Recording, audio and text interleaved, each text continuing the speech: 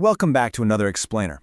Now, building on our previous explorations of early Genesis, today we're going to unpack a genuinely fascinating textual mystery. We're taking what might initially look like a super dry, ancient list of names, and we're going to see how it transforms into this incredibly profound, dynamic narrative. We are looking specifically at those generations that bridge the massive gap between the dawn of humanity and the Great Flood. So, let's just dive right into this. Scholars have literally wrestled with this first issue for centuries. We have two separate genealogies in the book of Genesis. You've got the line of Cain in chapter 4 and the line of Seth in chapter 5. But when you actually compare them, the structural similarities are just wild. They're clearly intentional. Obviously, both start with Adam, but then as you go down the list, Cain has a son named Enoch, and Seth has a descendant named Enoch. Cain's line features an Irad, while Seth's line features a Jared. You have Mehuhael paired right against Mahalalel, Methushael against Methuselah, and then, wrapping it up at the bottom, you literally have two men named Lamech. It's almost a complete mirror image. So, you're probably wondering, why do they share so many names? Well, experts generally point to two main theories here. First, there's the critical theory. This basically argues that these two genealogies are actually just variations of one single original oral tradition. So as the story was passed down through the centuries, it branched off into two different camps. You had the worldly city builders on one side and the godly faithful line on the other. And when the text was finally compiled, both versions were included to show humanity's two diverging paths. But then you also have the cultural theory. This takes the view that these were simply common, high-status names in that ancient era. Think of it kind of like our calendar months, right?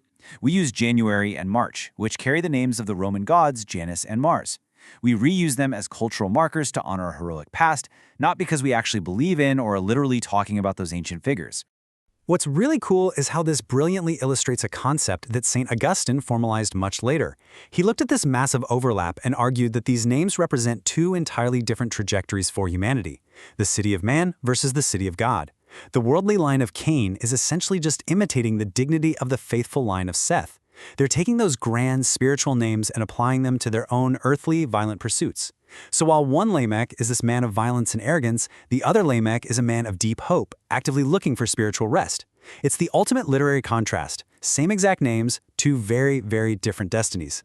Section 1. The 100-Year Problem, Timelines in Tension. Because, as it turns out, the names aren't the only mystery here. We actually have a massive chronological discrepancy between our most ancient manuscripts, which introduces a whole new layer of tension to this ancestral record. Just look at the exact mathematical variance between our two primary ancient sources here. We're comparing the Hebrew Masoretic text, or the MT, with the Greek Septuagint, the LXX.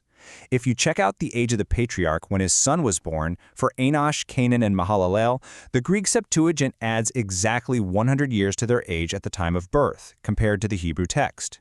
It creates this drastically longer timeline between creation and the flood. But then, look down at Jared. The difference suddenly just drops to 0. Both texts entirely agree that he was 162.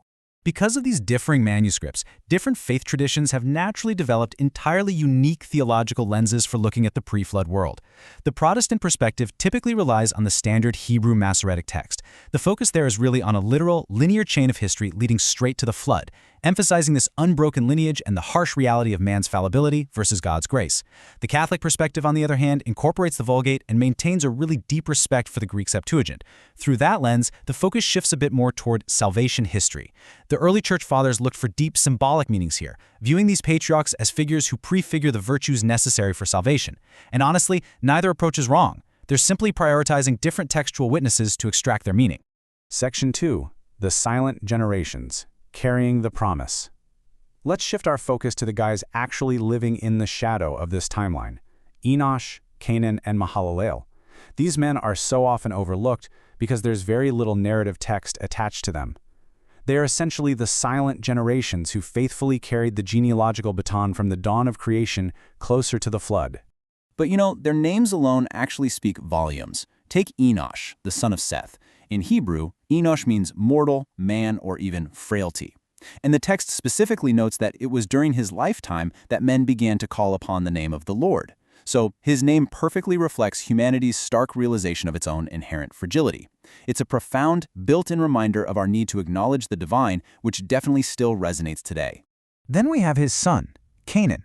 His name translates to possession, fixed, or potentially even smith, like a worker of metal. Now, even without a detailed biography, this definition gives incredible character and historical weight to another critical member of these silent pre-flood generations.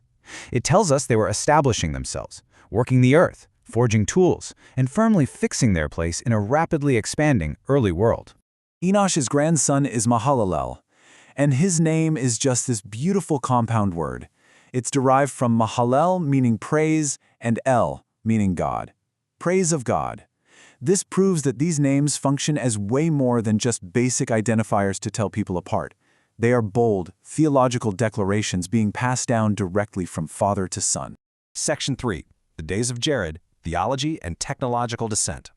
Because this quiet, steady passing of the baton, it comes to an absolute screeching halt right here. We are about to see a massive, world-altering disruption in the historical record. Mahalalel's son is named Jared, and his name translates literally to descent, or he who descends.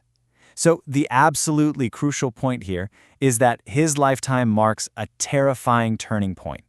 The ancient texts strongly suggest that during the days of Jared, the spiritual realm and the physical realm violently collided. To really understand this descent, we have to look outside Genesis, at ancient lore like the Book of Enoch and the Book of Jubilees. According to this overarching ancient narrative, it was specifically during Jared's lifetime that 200 watchers, fallen angels, descended onto Mount Hermon. This lore details a profound, catastrophic corruption of humanity, where spiritual entities intervened directly in the earthly domain. They brought forbidden knowledge and chaos that ultimately necessitated the cleansing of the flood. Now, this bizarre lore has sparked some wildly different interpretations today. On one side, you have fringe internet theories like the combinetics theory. This approach argues that the Watchers weren't spiritual at all. They propose it was actually mechanized entities, advanced technology, or autonomous robots sent to Earth. On the flip side, Orthodox Catholic humanology maintains that these are strictly ontological, spiritual beings, fallen angels. While a demon might manipulate physical objects or technology as a tool to deceive humanity, the entity itself remains a pure spiritual intellect. This orthodox perspective warns heavily against materialist reductionism, basically the danger of thinking that if we can just define the method of manifestation as advanced technology, we somehow explain away the actual terrifying spiritual reality of the evil. It's a really fascinating debate between the tool and the intent. Section 4. The Hidden Name Code, Finding the Gospel in Genesis. Because as incredibly dark as the days of Jared were, the ancient authors didn't leave this genealogy without a massive ray of hope. They embedded a breathtaking cipher right into the text itself. Let's look at the full sequence of these generations, the passing of the baton from Adam all the way through those silent generations we just discussed, past Jared, and finally to Noah. You'll definitely notice Enoch is sitting right there in the middle. His life and his completely mysterious walk with God are so incredibly dense and massively important to this timeline that we are explicitly reserving his narrative for an entire future explainer. So definitely make sure you're subscribed so you don't miss that one. But for now, I want us to focus purely on the structure of this lineage as a whole. Watch what happens when we take all 10 names from Adam to Noah and align them with their literal English translations. A very specific pattern begins to emerge. Adam is man. Seth is appointed. Enosh is mortal. Canaan is sorrow. Mahalalel is the blessed God. Jared is shall come down. Enoch means teaching. Methuselah means his death shall bring. Lamech is the despairing. And Noah means rest or comfort. When you read those exact literal definitions in order, top to bottom, an absolutely incredible typological message emerges. It reads, man appointed mortal sorrow, the blessed God shall come down, teaching that his death shall bring the despairing, rest. It brings all those seemingly disparate names, all those silent generations, together into one unified prophetic message of hope. I mean, that completely changes how you read a genealogy, doesn't it? It leaves us with an incredibly compelling question.